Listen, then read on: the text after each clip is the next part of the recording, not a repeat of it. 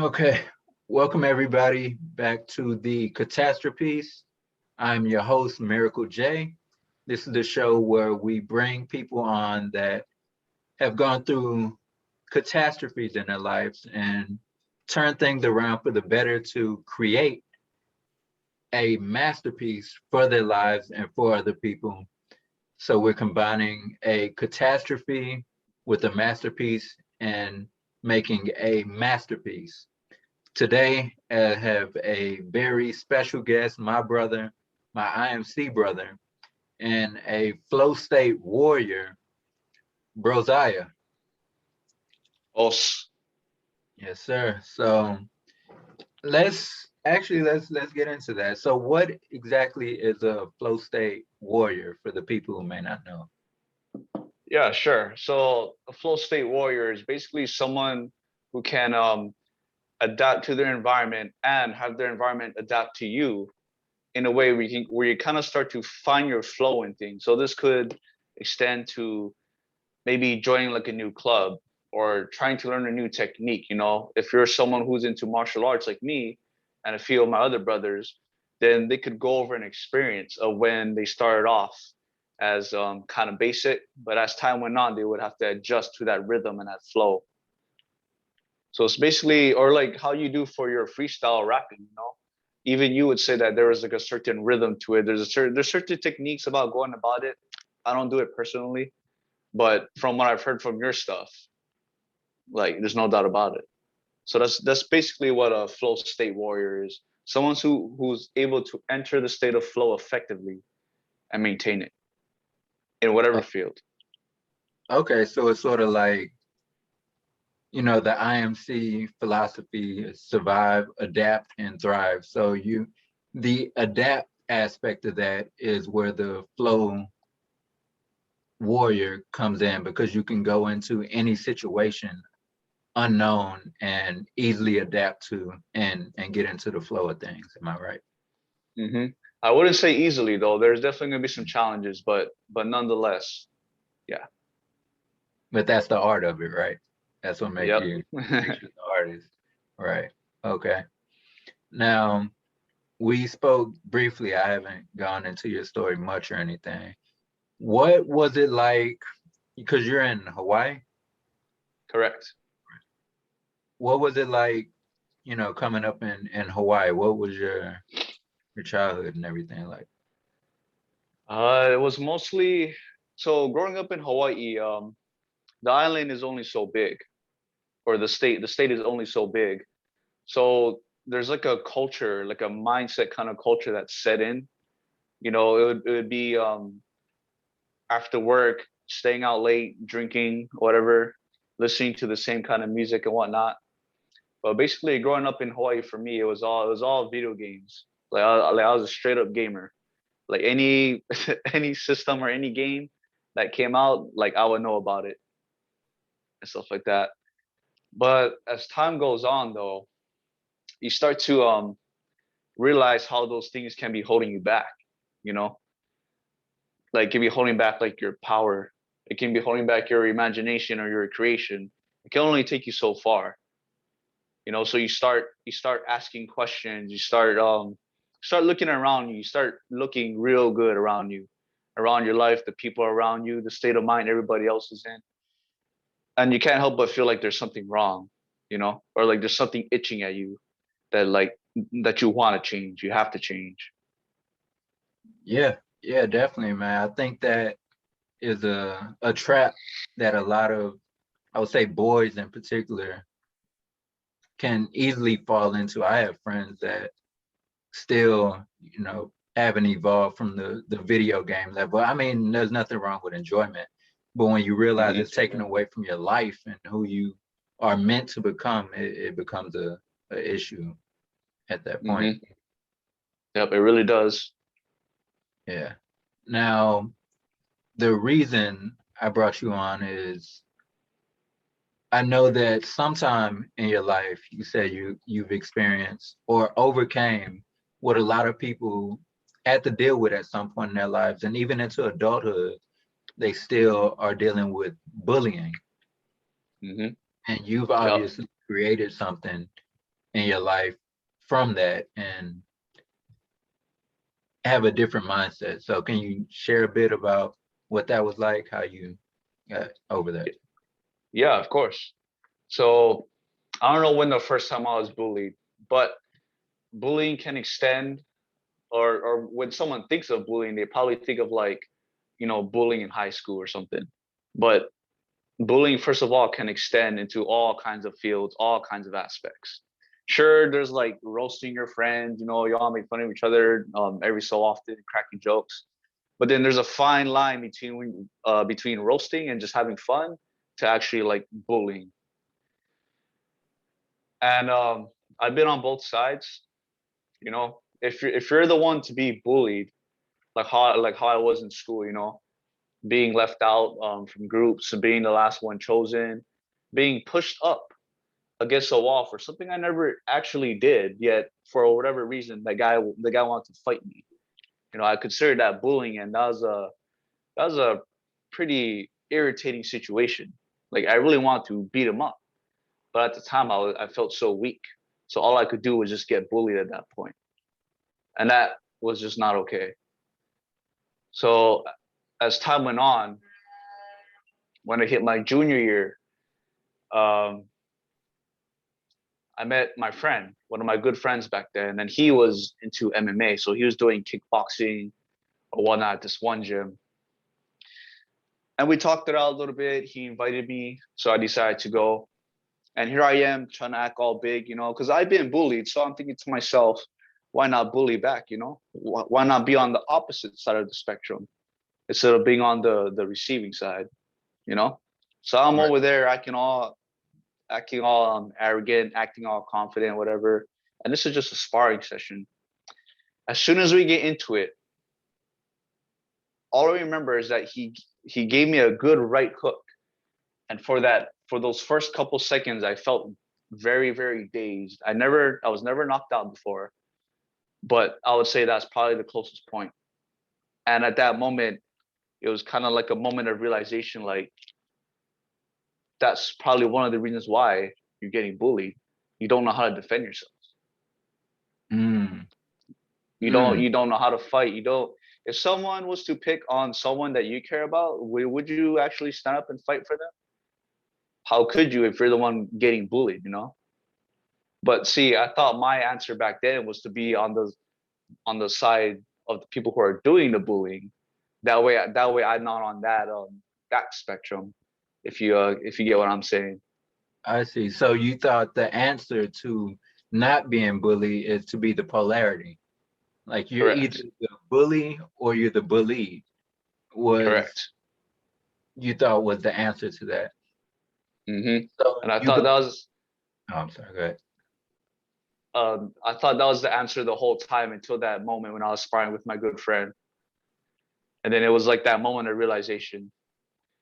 So from there, I don't want to say I humbled myself, but I was more open to actually learning, coming with the glass empty instead of having it half filled or filled to the brim. And then from there I just started learning kickboxing, a little bit of grappling. And then from there did wrestling and judo. And you see, the shift in all this, it's not necessarily happening because I started doing judo, I started doing fighting, or I got punched while sparring. It's you can say it's like the death of a character. That character being the guy who played video games all day, who didn't really go and explore the world, who just devoted his times to purchasing new games, playing games every single day.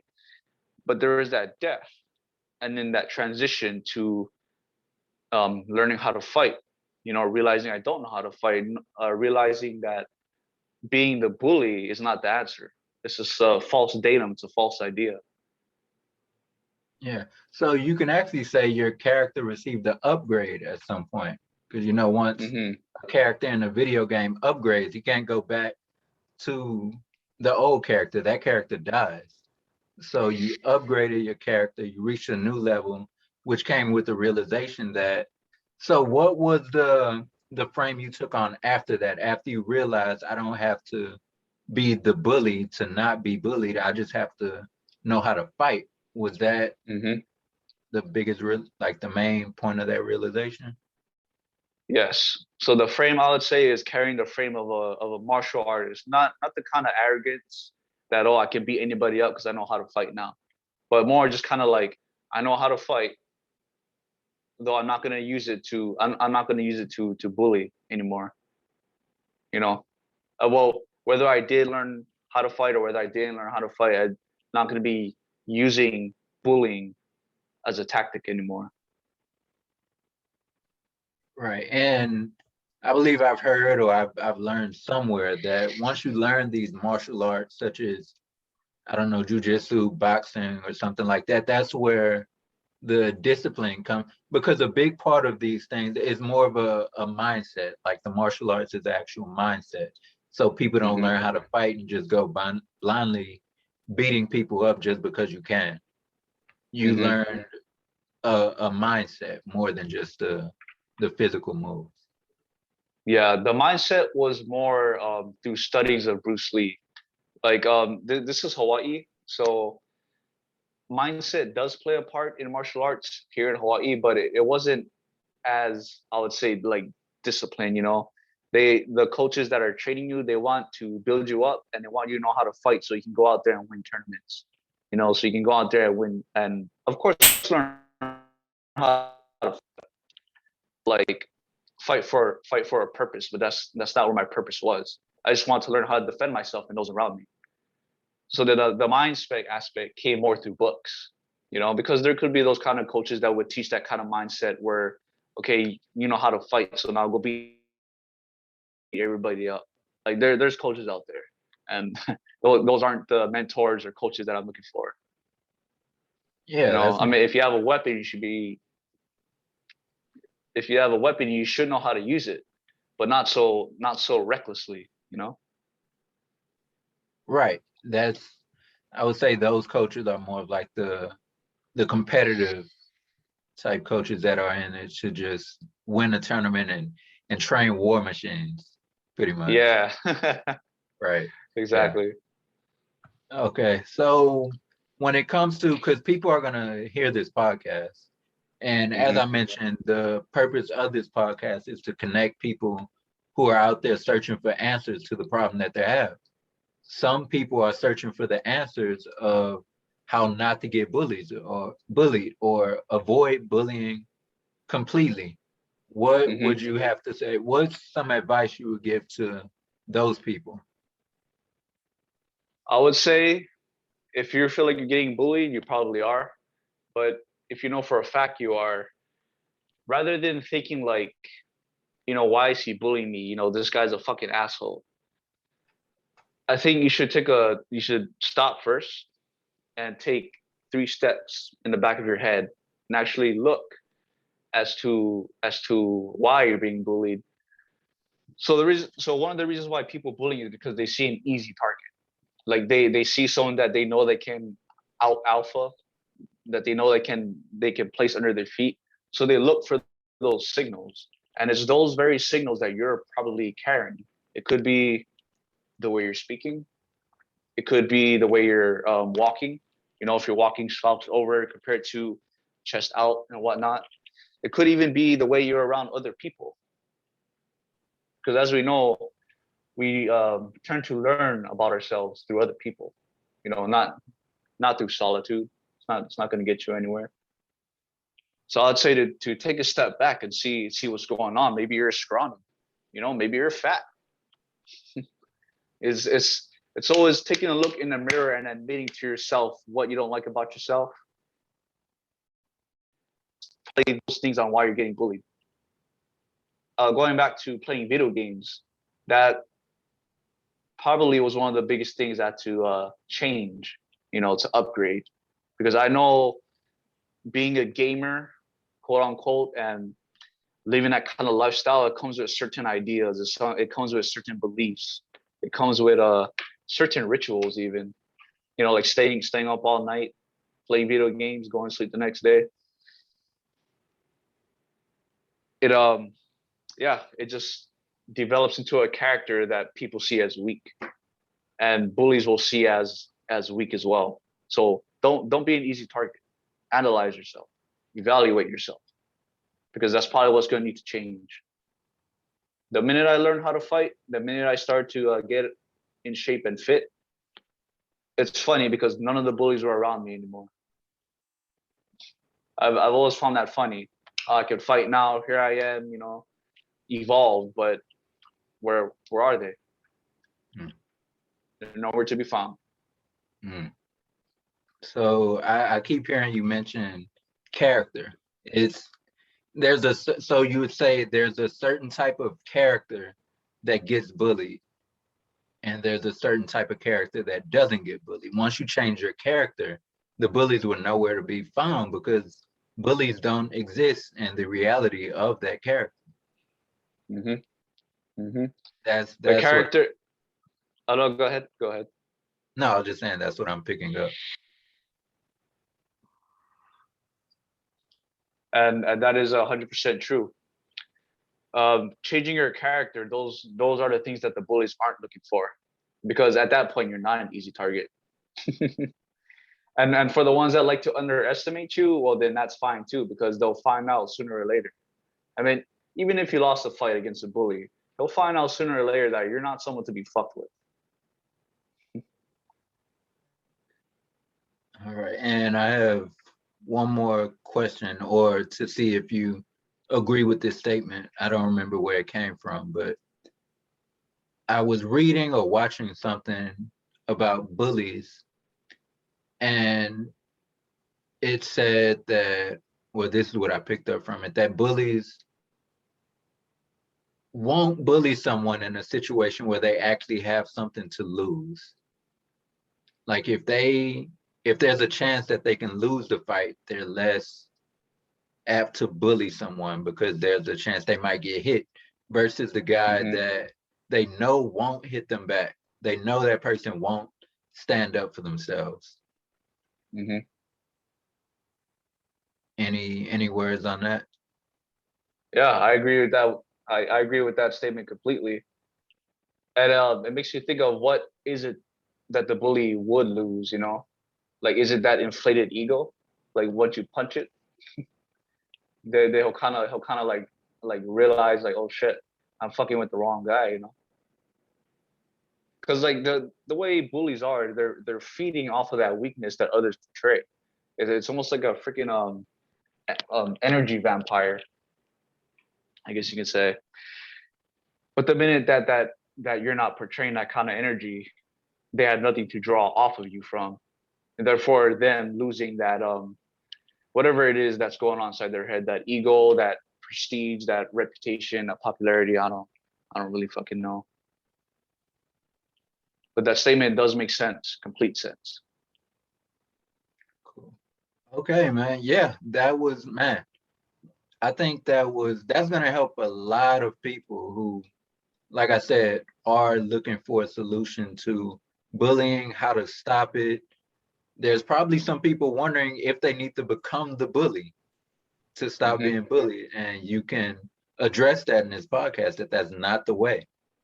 However, Yeah, it is not the way. yeah, you need to learn to defend yourself, but not necessarily become the bully. All right, so we're coming actually to a close. Do you have any final things you want to leave with the audience? So where can they find you? Where can we find you? Anybody can find me on Instagram at Brosiah. So it's gonna be BROOOSIAH. Brosiah. You can also find me on YouTube at Cygnus Flow, CYGNUS, and then the word flow. And if I have any last parting words,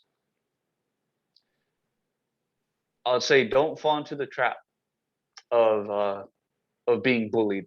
If you have a bully, then you're gonna have to make some changes to stop being bullied. And second, don't fall into that trap of thinking that you have to bully people to get out of that trap in the first place. Pretty much what I went over earlier in the podcast. Because you're right, that is not the way. It can be a way, but it's going to be a pretty destructive one.